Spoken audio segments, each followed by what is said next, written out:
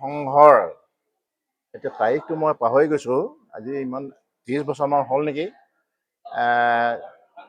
শিশু যুৱসকলৰ মানসিক উৎস, বৌদ্ধিক, সাহিত্যিক সেইবিলাক উৎকৰ্ষৰ কাৰণে আৰু বিশেষকৈ আইসকলৰ সবলীকৰণৰ কাৰণে এই শ্ৰীমন্ত শংকৰদেৱ সংঘই এই আমাৰ বছৰি বছৰি এই আইসকলৰ এই শিশু সমাৰোহ, আই সমাৰোহ পাতে।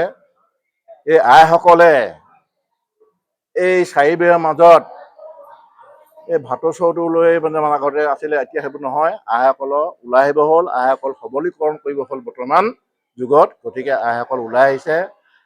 সাহিত্যিক, আধ্যাত্মিক, সংস্কৃতি বিভাগত তেখেতসকলে এই শ্ৰীমন্ত শংকৰদেৱ সংঘক অনুপ্ৰেৰণা দি আছে। এইদৰে আমাৰ আইসকল এই আধ্যাত্মিক ক্ষেত্ৰত বহুত আগবাঢ়ি গৈছে। ঠিক সেইদৰে আমি আজি সদানন্দ প্ৰাথমিক এখন সৰু এখন প্ৰাথমিক বোলে আমি সকলোৱে জানো। এই সৰু এখন প্ৰাথমিকে আমাৰ আইসকলে আজি লগ লাগি ভকতসকলৰ সহযোগত এই আই সমাৰোহভাগ আমি আয়োজন কৰিছোঁ।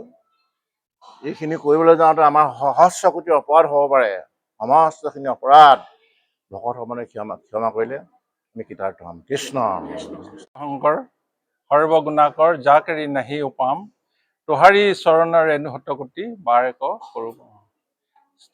কৃষ্ণ। আজি আমাৰ সদানন্দ প্ৰাথমিক শাখাৰ শিশু, যুৱ আৰু আই মাতৃ সমাৰোহ ভাগি আমি অনুষ্ঠিত কৰিছোঁ। আৰু এই অনুষ্ঠান ভাগি ধৰ্মধ্বজা উত্তোলনেৰে আমি শুভাৰম্ভ কৰিলোঁ। তাৰপিছতেই আমি নাম প্ৰসংগৰ পিছতে আমাৰ আই সমিতিৰ এতিয়া পৰ্যালোচনা সভা হ'ব। আৰু সকলো আই বাপকে মই সশ্ৰদ্ধেৰে প্ৰণাম জনাইছোঁ। আৰু এই হেৰিয়াতে আমি গধূলিলৈ আমাৰ শ্ৰীকৃষ্ণৰ জন্মাষ্টমী ভাগি আমি আয়োজন কৰিম। আৰু শ্ৰীকৃষ্ণৰ জন্মাষ্টমী ভাগি সংগতি ৰাখি অসমৰ সকলো ভক্তপ্ৰাণ বাপ বান্ধৱ ভকত বৈষ্ণৱক আমি আমাৰ ফালৰ পৰা শুভেচ্ছা যাচিছোঁ। আৰু সকলোকে ইয়াৰ বাবে মই সেৱা ধৰিছোঁ। কৃষ্ণ। আজি ডিব্ৰুগড় জিলাৰ শ্ৰীমন্ত শংকৰদেৱ সংঘৰ অন্তৰ্গত সদানন্দ প্ৰাথমিক শাখাৰ যুৱ শিশু আই মাতৃ সমাৰোহৰ মোক পৰ্যবেক্ষিকা হিচাপে নিমন্ত্ৰণ কৰি আনিছে।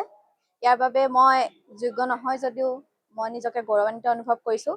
ইয়ালৈ আহি প্ৰথম অনুষ্ঠানৰ পৰাই সকলোখিনি তেওঁলোকৰ অতিথি আপ্যায়নকে ধৰি তেওঁলোকৰ ভক্তি, তেওঁলোকৰ আপ্যায়ন সকলোখিনি অতি মোহিত হৈছোঁ। আৰু তেওঁলোকৰ সকলো বাপ আই সমস্তলৈ মই জন্মাষ্টমী উপলক্ষে যি আহি তেওঁলোকক বা লগতে সমাৰোহ ভাগিটো আটাইলৈকে মোৰ ভক্তিভৰা সেৱা নিবেদন কৰিলোঁ।